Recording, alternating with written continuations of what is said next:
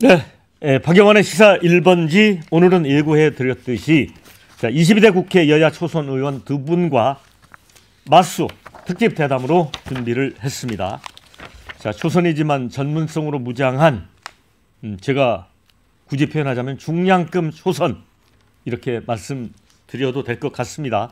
국민의힘의 신동욱 의원 서울 서초을 지역구죠. 또 더불어민주당 박균택 의원 광주 광산갑입니다.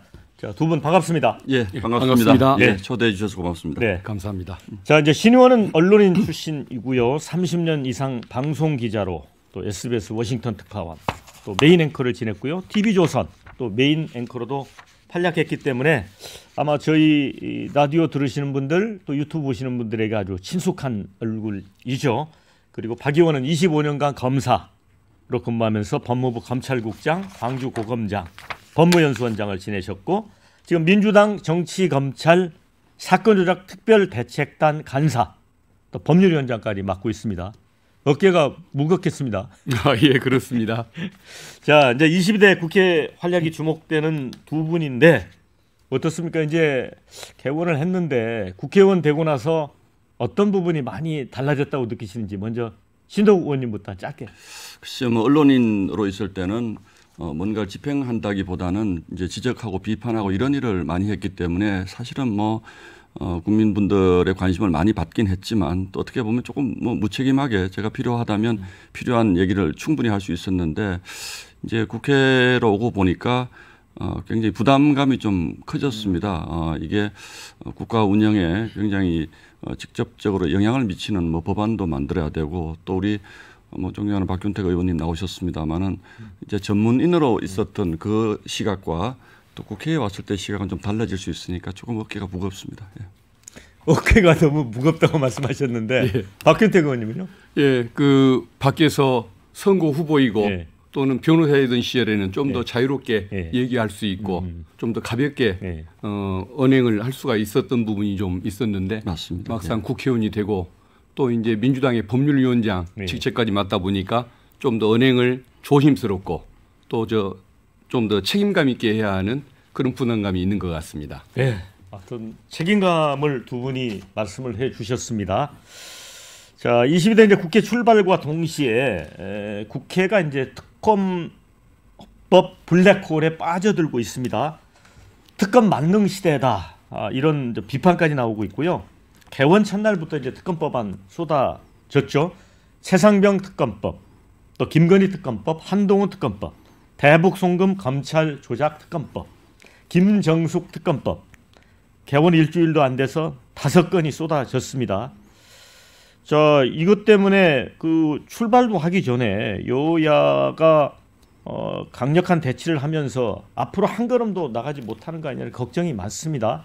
신동욱 의원님 어떻게 보세요? 저는 사실은 뭐 이 사안들이 언론에 있을 때 다 취재를 제가 지휘를 하고 또 취재를 하고 보도를 했던 사안들이어서 되게 큰 그림들은 알고 있는 것들이 많습니다. 물론 이게 법적으로 어떤 문제가 있는지 또는 정치적으로 어디까지 책임을 져야 되는지 이런 부분에 대해서는 뭐 또 앞으로 논의할 부분이 있을 것 같습니다만 우리 이제 박균택 의원님이 이제 검찰에 오래 계셨기 때문에 그저께 저희가 정치 그 쌍방울 수사 조작 사건 수사 특위 그 특검법을 발의하시는 모습을 보면서 오늘 뭐 처음 토론을 합니다만 제 박균택 그 의원님의 표정을 잘 봤습니다. 이제 이성윤 의원이 앞에 계시고 그 옆에 계시는데 저분들이 이제 평생 검찰에서 오래 계셨기 때문에 검찰에 대한 애정도 매우 강하신 분들이고 이제 이런 분들일 텐데 국회에 입성하자마자 검찰을 불신하는 특검법을 내는 마음이 어떠실까라는 그런 생각이 좀 들었습니다. 사실은. 그래서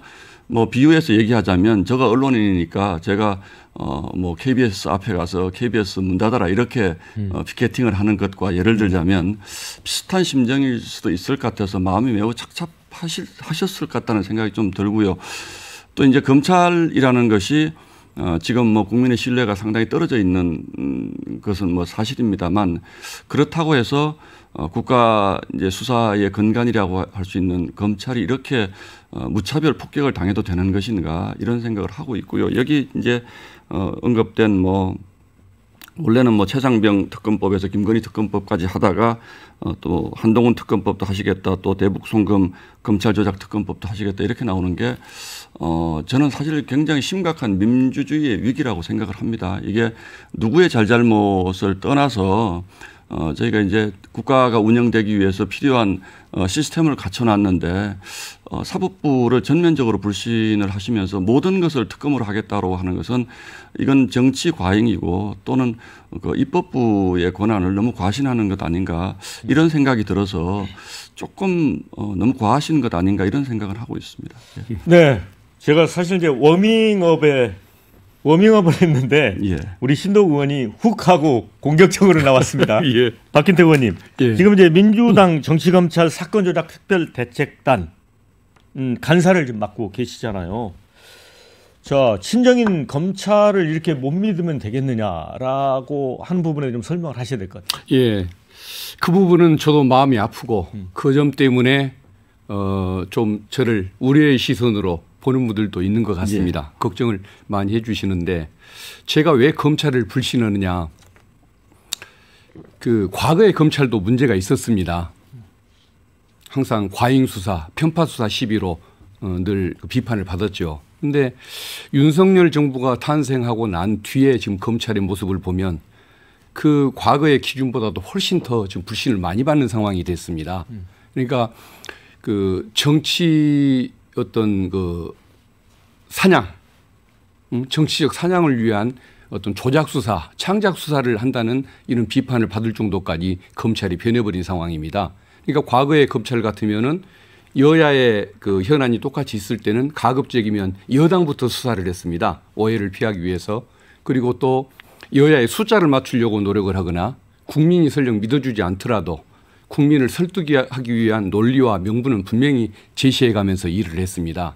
그런데 지금의 검찰의 모습을 보면 이것을 그 국민들이 정상적인 조직으로 볼 수가 없는 이유가 뭐냐면은 왜 야당 대표의 부부를 향해서는 3년씩 수사를 해도 되고 왜 여당 관계자나 대통령의 부인에 대해서는 3년이 지나도록 소환조사조차 못하는가. 국민에게 그 논리조차 설명할 수 없는 논리를 포기해버린 그런 조직이 됐기 때문에 그런 검찰이라고 한다면 과거의 검찰에 대한 애정을 가지고서 지금 역시 신뢰를 갖고 기다려줄 수가 없는 이런 상황이 되다 보니까 저희들이 이제 특검법을 그렇게 제출했던 것인데 특검법 같은 경우에 최상병 부분하고 김건희 여사 관련된 특검법은 지난 그 21대 국회 때 제출을 했다가 윤 대통령이 거부권을 행사했고 그래서 국민에게 총선 전에 반드시 22대 국회가 출범하기 전에 이것은 그 다시 추진할 거라고 약속을 드렸던 부분입니다. 그리고 하나 이제 저희들이 더 추진한 것이 그 대북 송금 그 조작 사건에 대한 특검법인데 이 부분은 22대 국회 출범 전으로 검찰이 사건을 조작을 하거나 진실을 그 덮어버렸던 여러 가지 정황들이 드러나고 있기 때문에 이 시적인 이 상황 때문에 어쩔 수가 없이 세 번째 특검법을 추진하게 됐던 것입니다. 예, 말씀을 주셨기 때문에 이제 그 부분 제가 이제 한 말씀 하지 않을 수가 없는데 이게 지금 대북 송금 검찰 조작이라고 하셨기 때문에 이 부분을 뭐 지난번에 그 검찰청 조사실에서 뭐 술판을 벌였다든지 이런 것 때문에 그런 부분 때문에 이제 그렇게 표현을 하시는 건지 모르겠는데 그 사실 쌍방울의 대북 송금 문제는 이제 제가 TV조선 있을 때 이제 처음으로 보도를 했었던 이화영 지금 수감돼 있는 이화영 전 부지사의 문제를 저희가 보도를 했었던 문제입니다. 그런데 그 당시 저희가 보도를 했을 때 제가 보도 책임자로서 저희 취재기자에게 이게 무슨 뭐 정치적으로 저희가 무슨 제보를 받은 사건도 아니고 사실은 이제 내부자의 제보로 이제 취재가 시작돼서 저희가 여러 차례 이제 보도를 했었던 문제인데 그 당시에 이게 수원지검에서 수사를 했습니다. 그런데 제가 사실 굉장히 화가 났어요. 그 당시에. 그때 문재인 정부 당시입니다. 그래서 이화영 부지사의 문제에 대해서 저희가 취재가 들어갔다는 것을 알고 쌍방울 쪽에서 상당히 이제 그 뭐 컴퓨터를 부셔버린다든지 이런 증거 인멸을 하려고 하는 구체적인 정황을 저희가 다 보도를 했는데 검찰이 전혀 움직이질 않았어요. 그 당시에. 그러면서 대선을 맞게 된 겁니다. 상당히 심각한 사건이라고 저는 사실 이제 보도 책임자로서 생각을 했고 물론 뭐 수사권이 없으니까 저희가 한계가 있었기 때문에 못했는데 이 문제는 물론 저희가 생각하는 것처럼 끝을 들여다보면 호랑이가 있을 것인지 또는 뭐 표범이 있을 것인지 고양이가 있을 것인지 그거는 수사를 통해서 저는 드러나야 되는데 사실은 전 정부에서 상당 부분 증거가 인멸됐다고 저는 개인적으로 생각을 하고 있습니다. 이미 그 당시에 수사를 빨리 하지 않아서 그런 것을 지금 이 정부가 이 정부에 들어와서 검찰에서 수사를 했는데 이거를 조작을 했다라는 그 정황이 드러난다고 하는 것이 어떤 부분인지 저는 좀 궁금합니다. 그 부분은. 예. 그 술자석 부분을 이제 먼저 언급을 하셨는데 예. 그 부분은 이화영 지사가 그 일시, 공간 이런 걸 또 정황을 그 특정하는 데 있어서 뭐 일부 좀 표현에 차이가 있다 보니까 왔다 그것 갔다 때문에 하는 게 있죠. 예, 그렇습니다. 그래서 저희들이 그것을 면담을 통해서 좀 진상을 정확히 한번 확인하고 싶었지만은 구치소 측이 그 면담을 거부를 했습니다. 검찰에 연락을 받고 그렇기 때문에 그것을 좀 더 왜 그런 그 착오가 생기는지를 확인할 방법을 찾지는 못했지만은 이 내용을 보면은 이화영 지사가 경험하지 않고서는 진술할 수 없는 내용들이 실제 그렇게 있고 또 제보 내용과 일치하는 부분들이 있습니다. 그런데 문제는 이게 술판 회유 의혹만 있었다고 한다면 저희들이 신중을 기울 수밖에 없는데 그 검찰이 약 200번 가까운 소환을 합니다. 그리고 약 79회 그 검사가 대면 조사를 합니다. 그리고 이화영 지사를 19번만 조사를 받습니다. 그러면은 200번 부르고 79번 면담 조사를 하면서 조서도 작성하지 않았을 때 그 과연 이화영 부지사를 불러다가 검찰이 뭘 했겠습니까? 아마 뭐 친근한 담소를 나누진 않았을 것이고 분명히 사건과 관련해서 저희들은 회유 협박이 있을 수밖에 없었다는 이런 생각을 해보고 있고 그다음에 또 그 변호인이 또 출정 가서 교도소에 가서 접견했다는 의혹이 제기되고 있지 않습니까? 왜 쌍방울 측의 그 변호인이 반대편인 이화영 부지사를 그렇게 만나야 했을지 여러 가지 정황들이 이 의문을 가질 수밖에 없는 그런 상황을 가지고 있는 거죠. 거기까지 한 말씀만 좀 예. 하면 안 될까요? 짧게 말씀드리겠습니다. 그 이전에 지금 그 민주당 측의 변호인들이 그게 이재명 대표님 변호인인지 모르겠는데 그 이제 부인을 뭐 회유해서 그 진술이 바뀌고 중도의 변호인이 여러 번 사퇴하고 이런 논란도 있었거든요. 예. 사실은 저는 그 부분이 더 핵심이라고 생각을 합니다. 그런데 검찰에서 뭐 내부에서 있었던 일에 대한 막연한 의심보다 이화영 그 부지사를 변호하는 과정에서 벌어졌던 민주당 측의 태도 과거에 이런 것들을 보면 오히려 검찰보다는 민주당 쪽에서 진술을 막 바꾸고 하는데 많이 개입하지 않았을까 저는 이런 생각을 사실 하기 때문에 예. 네. 저도 짧게만 한 말씀 드리겠습니다. 검찰이 왜 김성태 회장에 대해서 주가 조작 부분이라든가 해외 재산 도피라든가 국가보안법 위반 이런 중대한 그 범죄에 대해서는 수사를 안 하거나 기소를 안 했을까? 그 부분에 왜 그런 그런 문제가 있었을까? 결국은 김성태 회장을 협박하고 회유해서 이화영 그리고 이재명 지사에게 불리한 진술을 이끌어내는 이런 의도가 아니었겠습니까? 네. 그 부분을 좀 생각해 주시면 좋겠습니다. 네, 이제 그 부분은 저희가 토론을 하려면 심야 토론을 해도 부족할 것 같아서 알겠습니다. 일단 그런데 그 제3자 입장에서 볼 때 조금 의구심이 드는 거는 이제 이화영 부지사 1심 선고가 내일입니다. 7일 내일인데 그걸 나흘 앞둔 상황에서 이제 민주당이 이제 대북 송국 특검법을 발의했다는 점에서 판결을 앞두고 있는 사법부에 좀 부담을 주는 게 아닌가라는 그 상식적인 판단을 하는 분들이 많아요. 그건 어떻게 보세요? 이미 판결문은 작성이 돼 있기 때문에 네. 나흘 전에 특검법을 제출한다고 해서 판결이 바뀌지는 않을 것입니다. 네. 그래서 판사에 대한 그런 압박용은 아닙니다. 그리고 오히려 지금 이 부분에 대해서 이재명 대표에 대한 방탄용으로 의심을 받기 때문에 하지 말라는 얘기는 검사들의 그런 그 범죄 의혹이나 국민의 인권 문제, 진실 문제를 그냥 내버려 두라는 얘기와 같기 때문에 이것은 결코 찬성할 수가 없는 것이고 굳이 방탄이라고 한다면 이재명 그 대표를 위한 방탄이 아니고 어떤 검찰의 행태로부터 국민들이 침해받는 그 인권 문제 이것을 위한 그 방탄이라고 봐야겠죠. 근데 저는 이 부분을 그 이재명 대표와 이제 관련이 없다라고 이제 계속 이제 민주당 말씀하시는 것 같은데 이화영 전 부지사와 이재명 대표의 관계라든지 이런 것들을 종합적으로 고려해보고 그 당시 있었던 일을 제가 다 설명드리긴 어렵습니다만은 상식적으로 생각을 해보더라도 이게 이재명 대표와 전혀 관계없다. 이화영 전 부지사가 쌍방울로 간 것부터 이 모든 것들이 사실은 이재명 대표님과 관계하에 간 것이라고 저희는 보고 있는데 그게 전혀 관계가 없으니까 그렇게 말씀을 이제 하시면 정말로 뭐가 있는 것 아닌가? 제 생각이 아니, 그렇습니다. 이재명 대표와 관계가 없다면 예. 지금 사인이 이제 재판을 받으시는 거잖아요. 그러면 한 국민의 인권과 관계된 부분에 인권 침해의 소지가 있는 어떤 뭐 언론 보도나 이런 것이 있었을 때 민주당 앞으로 계속 특검법 발의하실 건지 이재명 대표와 관계가 없다면 역설적으로 이거 하실 필요 없는 거 아닙니까? 아닙니다. 이재명 대표와 관계 없으면 검찰이 저런 일을 안 했겠죠. 이재명 대표와 관련되니까 저런 일을 한 것일 텐데 예. 이재명 대표와의 사건 때문에 오해를 받는 것이 싫어서 이 법을 하지 말라고 한다면 저 사건은 앞으로 2년, 3년 갈 수도 있는 사건입니다. 네. 그러면 앞으로 이 상황을 검찰의 저런 행태를 앞으로 2년, 3년 방치하라는 얘기와 똑같은 것이기 때문에 그 부분은 제가 공감하기가 좀 어려운 부분인 것 같습니다.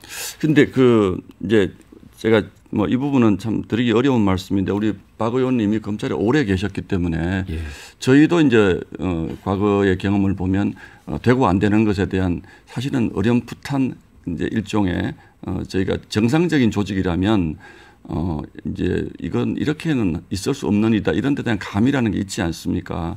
지금 박 의원님이 검찰에 오래 계셨던 경험을 바탕으로 봤을 때 검찰이 순식간에 윤석열 정부가 들어섰다고 해서 검찰은 나름대로 일을 해온 그동안의 방식이 있는데 이렇게 한순간에 타락해서 이렇게 할 수가 있습니까? 저는 그런 부분들을 참 납득하기 어렵다는 겁니다. 그런데 저도 믿기 어려울 정도로 옛날의 검찰과 지금의 검찰은 너무 변질이 돼버렸습니다. 그래서 어떤 자존심과 명예감도 없는 조직이 돼버렸겠죠. 정상적인 검찰총장, 정상적인 검사장이라고 한다면 2년, 3년 동안 김건희 여사 소환도 못해서 저렇게 불신을 받고 있는데 저런 상황을 방치를 했겠습니까? 이미 그 하나만으로도 지금의 검찰은 옛날의 검찰이 아니다.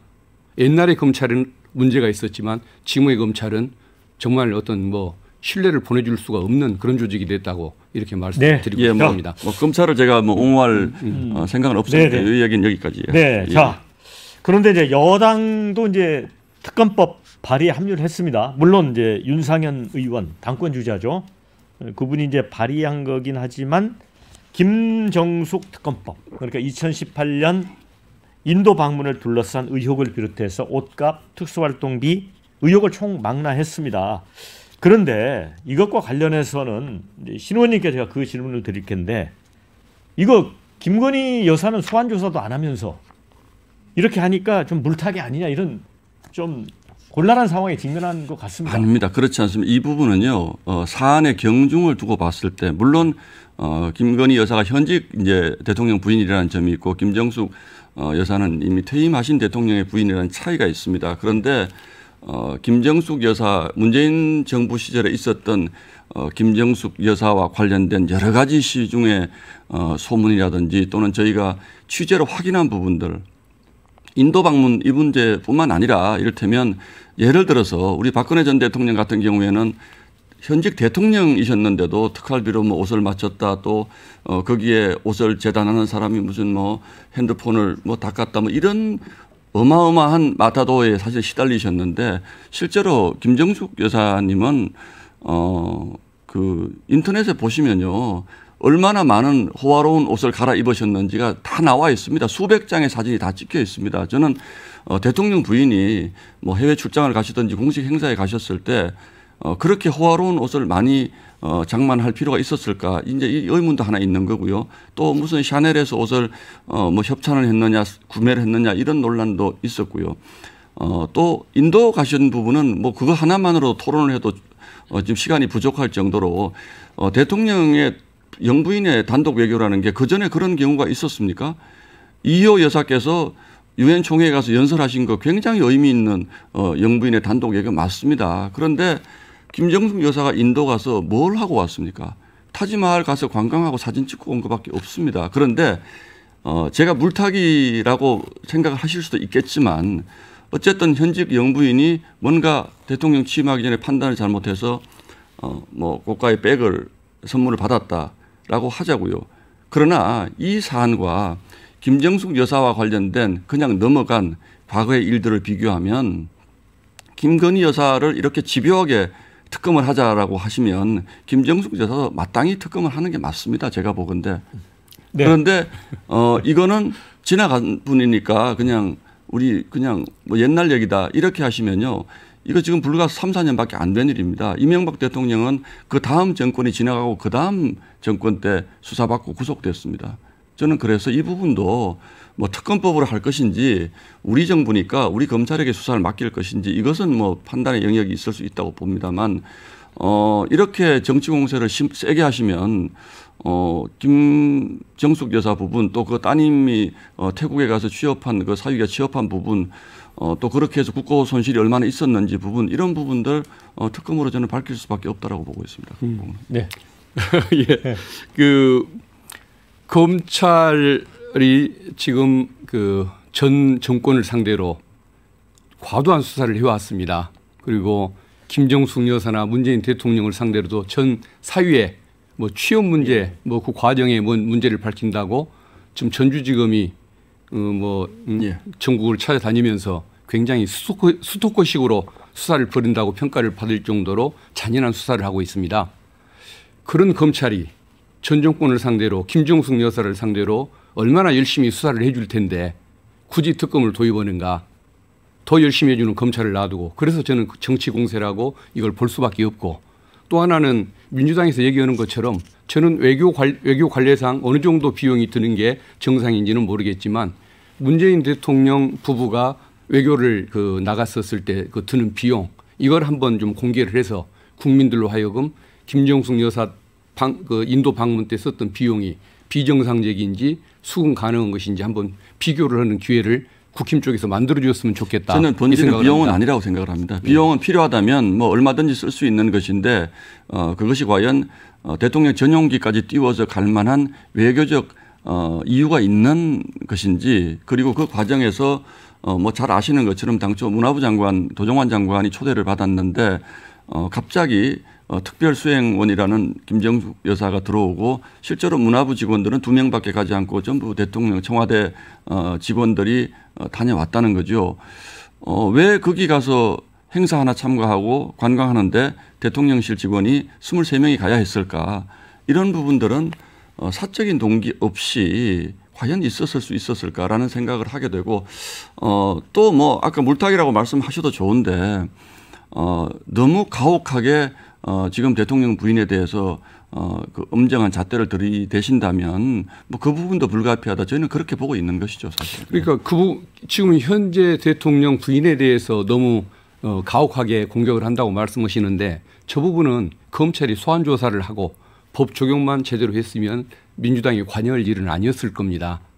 현 대통령의 지휘를 받는 검찰이 소환 조사조차 못하고 소환 얘기를 꺼냈다가 저렇게 자리에서 쫓겨나는 상황이 오기 때문에 그래서 민주당이 특검법으로 대응을 할 수밖에 없는 것인데 너무나 잔인한 수사를 당하고 있는 문재인 대통령 부부를 향해서 이 주장을 하는 것은 저는 뭔가 논리적으로 맞지 않다는 생각을 해봅니다.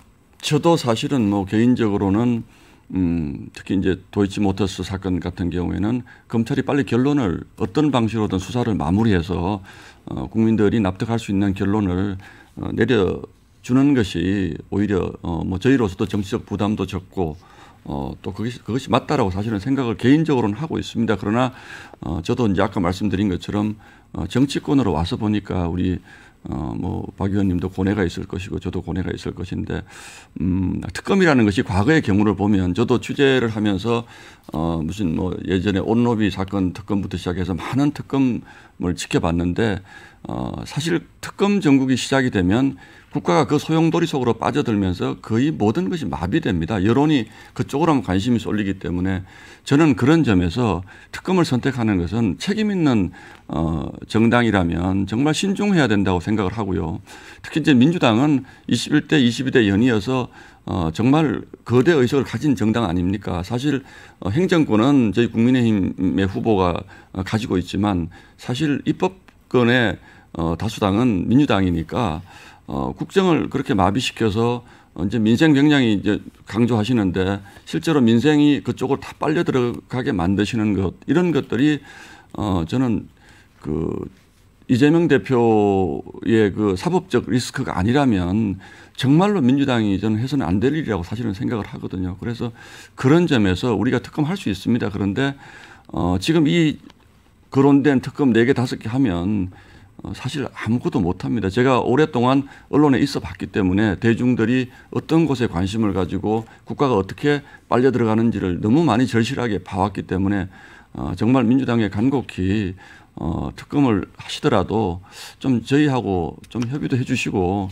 그 전에 뭔가 다른 해법을 찾아서 특검까지 갈 필요가 없다라고 하는 것은 좀 미리 좀 조율을 해서 그렇게 하면 어떨까라는 바람을 가지고 있습니다. 저도 뭐 우리 국힘에서 어떤 청와대, 용화대를 상대로 제대로 된 국정 운영을 하고 또 그 검찰이 제대로 이 진상을 밝힐 수 있도록 노력만 해준다면 특검법을 제출할 필요가 없는 상황이 오는 게 제일 좋을 것 같긴 합니다. 자, 두 분이 이게 뜨겁게 토론 벌이는 사이 일부를 좀 마무리할 시간이 다 됐습니다.